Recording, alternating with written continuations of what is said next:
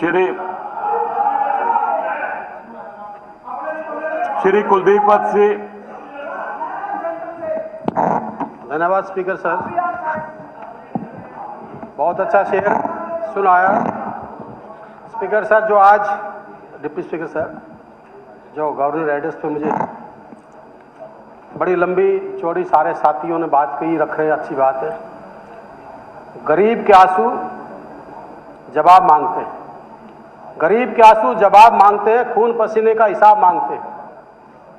कर दिए तुमने जिनके सपनों का सौदा, हर वो धड़कन इंकलाब मांगते हैं। स्पीकर सर, आज किसान की बात सदन में हो रही है। मैं कुछ आंकड़ों के साथ, आपके सवाल है मेरे, किसान के सवाल है। हरियाणा का जो किसान है, मेरे हर साथी ने बात की, पक्ष और विपक्ष ने बात करी कि एमएसपी किसान को दी।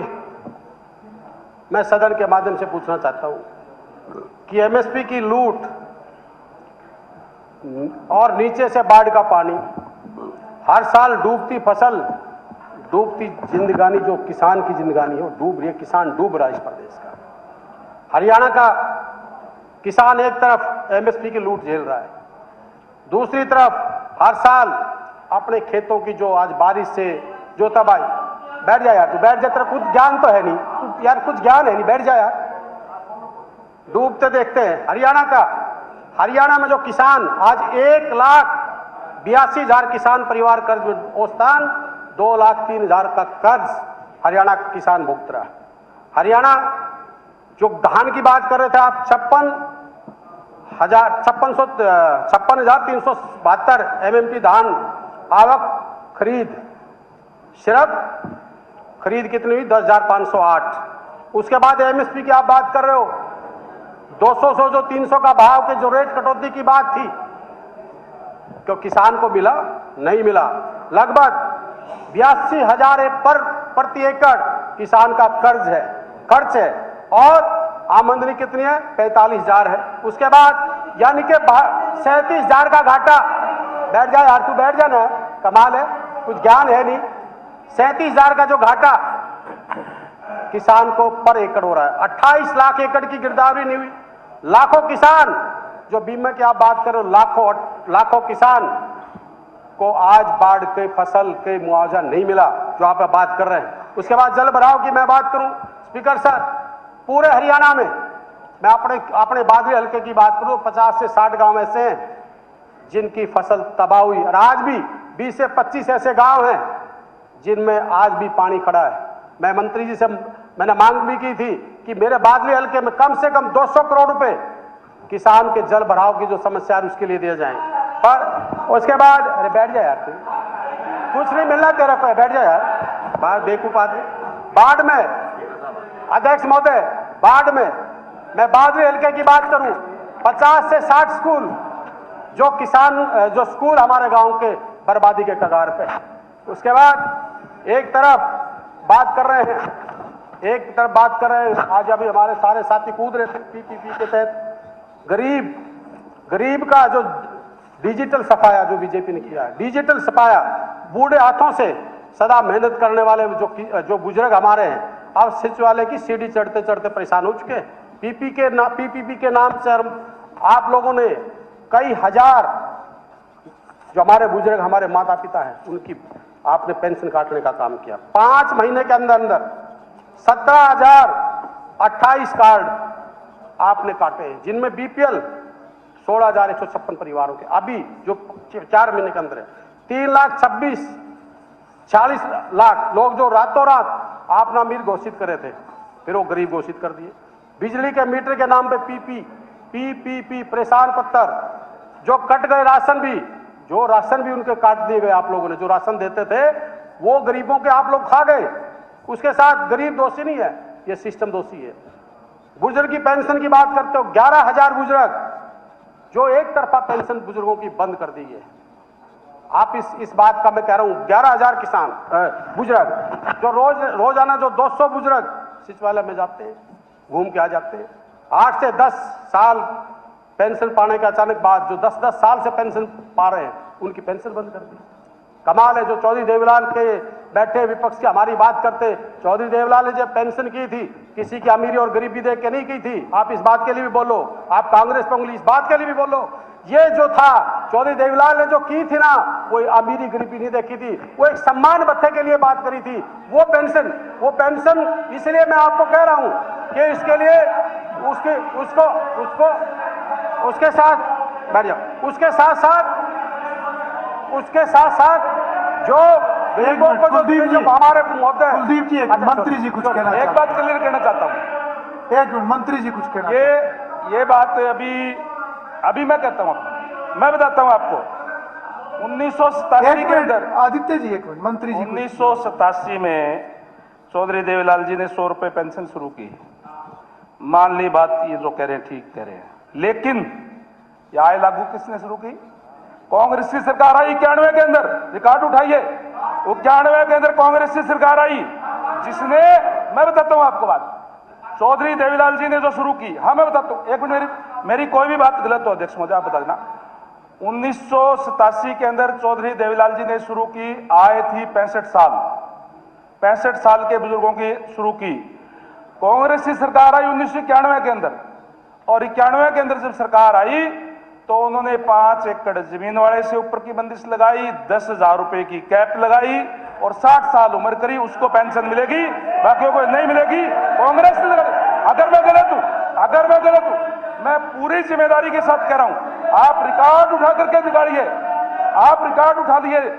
60 साल जो किए, मैं मानता हूं इस बात को, जो 60 साल किए वो कांग्रेस के टाइम में किए 91 में, और उसके ऊपर एक कैप लगाने का काम किया तो कांग्रेस पार्टी ने लगाने का काम किया। चलिए, पेंशन नहीं काटी। और एक सेकंड, आपने चौधरी देवीलाल वंशज कोट किया, बहुत शॉर्ट में। आदित्य जी, इन कांग्रेस वालों को एक चीज ध्यान होनी चाहिए, इन्होंने आज तक कभी किसी का भला नहीं किया। मैं तर्क के साथ बता रहा हूं। और आज ये सारे अगर हुड्डा साहब के साथ हैं, कांग्रेस के साथ नहीं है, ये सिर्फ इसलिए है, पूरी सुन लो यार, पूरी सुन लो। चलिए, पूरी सुन लो, बोल रहा हूं। चलिए, ये एक मिनट, मैं उसी पे आ रहा हूं, इस विषय से अगर संबंधित पेंशन पे आ रहा हूं सर। अगर उस विषय से संबंधित कुछ है तो उतना पेंशन पे आ रहा हूं। हाँ। सर मैं पेंशन पे आ रहा हूं। चौधरी देवीलाल जी ने बुढ़ापा पेंशन बांधी, माननीय सदस्य बोल रहे हैं, मैं आपको एक वाक्य बताना चाहता हूं। केवल मात्र पेंशन नहीं, बहुत जनहित के काम किए थे। और एक मिनट, पूरी सुन लो। इन्हीं के पार्टी के प्रदेश अध्यक्ष, इन्हीं की पार्टी के कांग्रेस के प्रदेश अध्यक्ष चौधरी सुल्तान सिंह, नहीं, उन्होंने कोट किया, उन्होंने नाम लिया, चौधरी सुल्तान सिंह नाम लिया। बस आप शॉर्ट में, सिर्फ केवल 30 सेकंड। इनके पेट में दर्द हो रहा है। नहीं, कोई नहीं, आप रेलेवेंट बात नहीं है। मैं ये बोल रहे थे, हम चुप बैठे थे जी। ठीक है। चौधरी देवीलाल जी ने चौधरी सुल्तान सिंह के रोक के कहा था कि चौधरी सुल्तान सिंह, ये जो गरीब लोग काम कर रहे हैं, सड़क पे मजदूरी कर रहे हैं, ये आपका वोट बैंक है, आपने संभाला नहीं। लेकिन मैं इनकी पेंशन बांधूंगा और बिना भेदभाव के। ठीक है, आपका जब नंबर आएगा फिर आप विस्तार से बात करेंगे। ठीक है, किसी को कोट ना करें, उनको चौधरी देवीलाल को खड़ा करना, पेंशन की थी। चलो स्पीकर सर, ठीक है आदित्य जी। और ये जो गवर्नर एड्रेस है, इसमें अच्छा होता सरकार ये सिस्टम ये भी ऐड करती कि युवाओं के साथ ताकत तक धोखा हुआ है, किताब उठाई रातों को जागे, माँ बाप के सपने आंखों में लागे। 2019 से 2026 तक 7 साल गुजर गए, हरियाणा के सिर्फ 29 चुने गए, बाकी कहां गए भाई? बाकी सब ठगे गए। आज स्पीकर महोदय, उन लाखों युवाओं की आवाज हूं जिन्होंने जवानी लगाई, और इस सरकार ने उन्हें धोखा दिया। पीजीटी कंप्यूटर साइंस की भर्ती 1711 पद विज्ञापित हुए, 5100 आवेदक, चयन सिर्फ 39। स्पीकर सर, उसके बाद 5061 युवाओं का भविष्य एक झटके में बर्बाद हुआ। भर्ती शुरू हुई 2019 में, रिजल्ट 2026 से 7 साल की जवानी जो बर्बादी हुए, उसमें बाहरी राज्यों की नौकरी जो हरियाणा के जो काबिल बच्चे हैं और हमारे चेयरमैन साहब कहते हैं कि हरियाणा के बच्चों में काबिलियत नहीं है। आप लोग कैसे कहते हो? हरियाणा के बच्चों में वो काबिलियत है। हरियाणा के बच्चों ने वर्ल्ड में देश का नाम रोशन करने के लिए, चाहे खेल और खिलाड़ी से लेकर बात हो, चाहे कल्पना चावला की बात हो, इस हरियाणा के बच्चों ने किया है। आप कैसे बात करते हो? जनरल कैटेगरी की 22% नौकरी दूसरे राज्यों के बच्चों को मिली है, 22% नौकरी। स्पीकर सर, उसके बाद राजस्थान 107, दिल्ली 94, पंजाब 91, यूपी 88।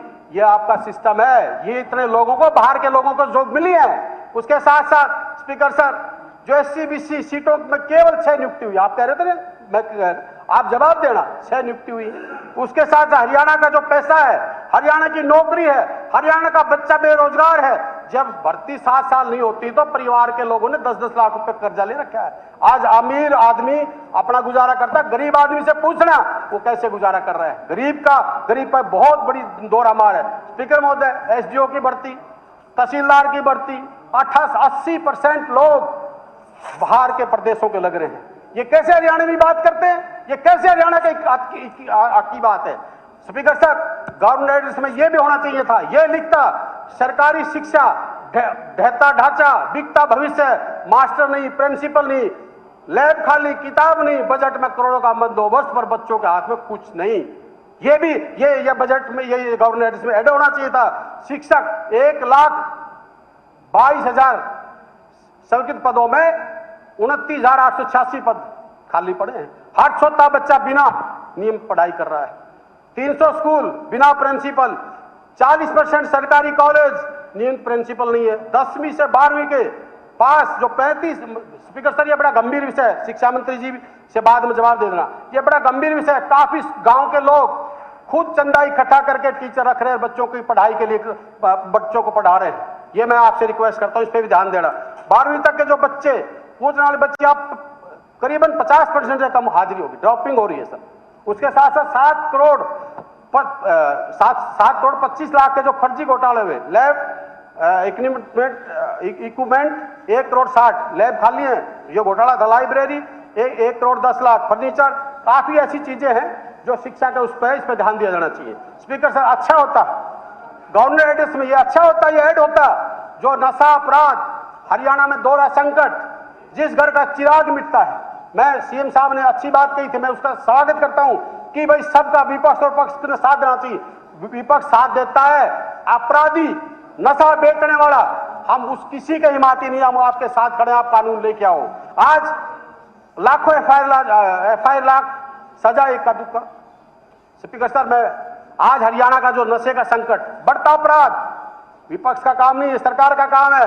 68% गांव में नशे के मरीज, 10 गांव 4 साल से हाई रिस्क जोन, लेकिन अभी तक नशा मुक्त नहीं है।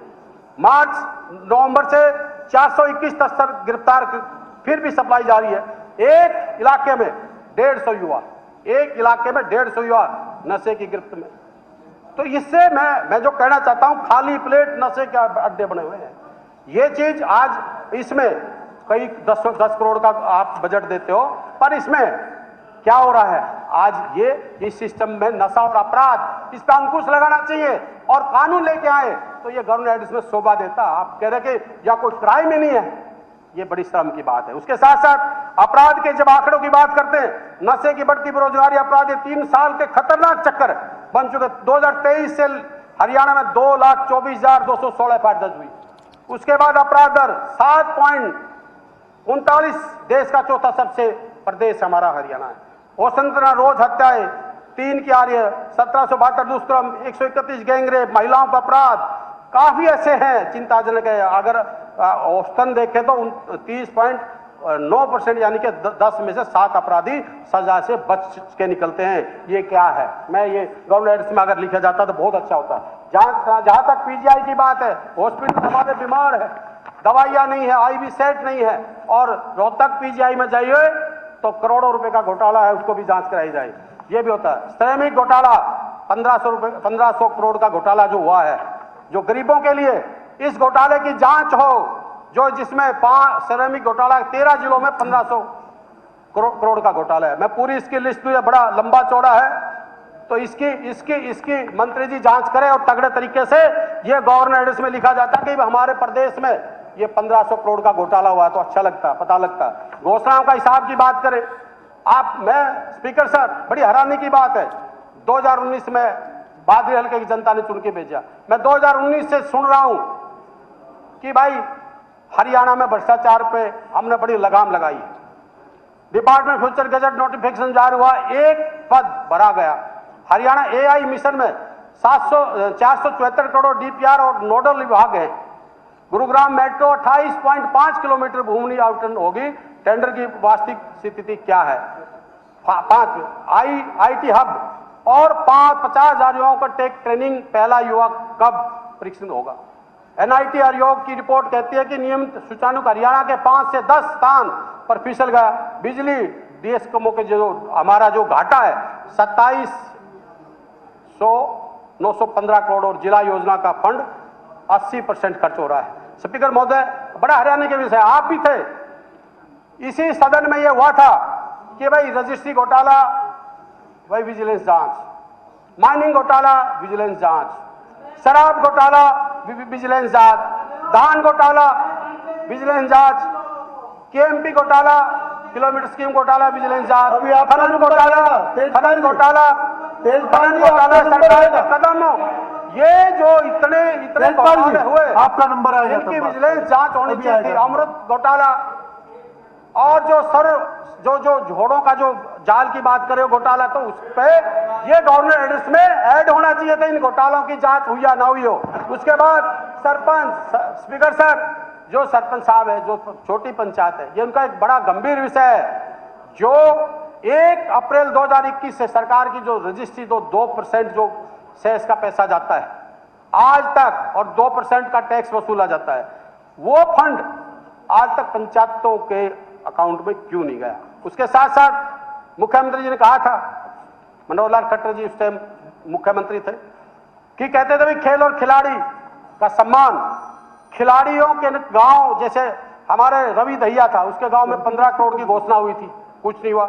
मेरे बादली हल्के में बजरंग पूनिया, उसके इंडोर स्टेडियम की घोषणा हुई थी, कुछ नहीं हुआ। हमारी बेटी पलक गुलिया, उसमें शूटिंग रेंज की घोषणा हुई थी, कुछ नहीं हुआ। यह भी बजट में लिखा जाता है। सर, एक बड़ा गंभीर विषय है ईडब्ल्यूएस, गरीब शरण की आवाज, राजस्थान, गुजरात, महाराष्ट्र, आंध्र, तेलंगाना, जेएंडके आदि सभी राज्यों में 5% हर नौकरी में छूट मिलती है, और हरियाणा में बड़ा दुर्भाग्य है, गरीब तो किसी समाज में हो सकता है, एडब्ल्यूएस में 5% की छूट सिर्फ और सिर्फ हरियाणा पुलिस में मिलती है। ये दोहरा मापदंड क्यों? मैं इसमें भी कहना चाहता हूं स्पीकर सर। दूसरा ओपीएस जो है, ये जो ओपीएस, आंटी आप बैठ जाओ ना प्लीज, ओपीएस बैठ जाओ आंटी। राजस्थान ओपीएस हरियाणा में क्यों लागू नहीं है? राजस्थान, हिमाचल प्रदेश, पंजाब, झारखंड सब में ओपीएस की बहाली हुई है। हरियाणा में इतने जो हमारे कर्मचारी हैं, ये ओपीएस लागू क्यों नहीं हो रहा है? और आपकी बड़ी घोषणा थी स्पीकर सर, ये गवर्नर एड्रेस में लिखना चाहिए था। आपने कहा था कि हरियाणा पुलिस के जवानों को हम पंजाब के बराबर वेतन देंगे, आज तक नहीं हुआ। क्यों नहीं हुआ? उसके बाद अमृत सरोवर में करोड़ों रुपए का घोषणा हुई, पर अमृत सरोवर में जाके चेक करो, आपको पता लगेगा ओपन जिम और अमृत सरोवर जोड़ों का करोड़ों रुपए का घोटाला है। मैं मुख्यमंत्री से मांग करता हूं स्पीकर सर, आपके माध्यम से जांच कराएं। उसके साथ साथ स्पीकर सर, चौधरी भूपेंद्र सिंह हुड्डा जी ने 2010 में ब्राह्मण समाज को 11 बिरादरी ऐसी थी जिनको मालिकाना हक दिया था। हमारे गरीब, ओबीसी, एससी, बीसी, कई 11 बिरादरी थी। तो उसमें 2019-20 में उसमें दिक्कत आई। 2024 में दोबारा सरकार ने कहा कि हम ब्राह्मण समाज को दोहली का मालिकाना हक देंगे और ब्राह्मण आयोग गठित करेंगे। वो घोषणा भी यूं को यूं पड़ी है, 1% भी कोई काम नहीं हुआ। यह भी गवर्नर एड्रेस में लिखना चाहिए था। स्पीकर सर, एमपीडब्ल्यू कर्मचारी कोर्ट का आदेश आने के बाद जिन्होंने कोरोना काल में जान हथेली पे रख के इस प्रदेश की सेवा करी, आज वो दर दर की 251 कर्मचारी ठोकर खा रहे हैं, गरीब परिवार हैं, उनको भी इसमें स्पीकर महोदय मैं आपके माध्यम से करूंगा, उनकी मदद करें, उनको परमानेंट करें। माननीय महोदय 25 सितंबर 2025 को स्पष्ट आदेश किए थे एचकारण की पर पोस्टों पर इन पे लगाया जाए। उसके साथ साथ बिजली के स्पीकर सर जो बेचारे रिस्क लेते थे, ये पूरे हरियाणा के करीबन 6000 बच्चे और वो UHVN के अधीन थे सर, उसमें इलेक्ट्रिक कंपनी आप ये कह रहे हैं कि उनको ना तो हम DC रेट पर रखेंगे पिछले 6-7 साल से जो शहर के अंदर काम करते थे, ना उनको हम पक्का करेंगे ना इस कारण के, तो उनको पक्का किया जाए। स्पीकर सर लास्ट में मैं अपनी बात कहना चाहता हूं, जो स्पीकर सर बेटी बचाओ बेटी पढ़ाओ, हम सब कहते हैं कि हमारी बेटी हम सब की बेटियां। मैं एक चीज जरूर कहूंगा, अच्छी बात है कि बेटियों के लिए नारा तो अच्छा है, पर आप धरातल पर जाओगे तो हरियाणा की ये जो आप आंकड़े पेश करते हो, आए दिन 1 लाख आबादी में 793 महिलाएं अपराध, जबकि राष्ट्रीय औसतन अगर माने तो NCRB की जो आंकड़े हैं 445 यानी कि करीबन 65% अधिक ये हमारे अपराध बढ़े। तो इनमें हमें बेटियों के पोस्को के केस भी हैं, 622 है, बलात्कार के भी, छेड़छाड़ के भी है, तो इसमें कोई ना कोई और कानून बनाया जाए। साथ साथ ये पेंशन बहाली की तो मैंने कह दी, ये जो पेंशन बहाली माननीय मुख्यमंत्री से ये मांग करते हैं, हजारों कर्मचारी हैं इसकी पेंशन बहाली के मुख्य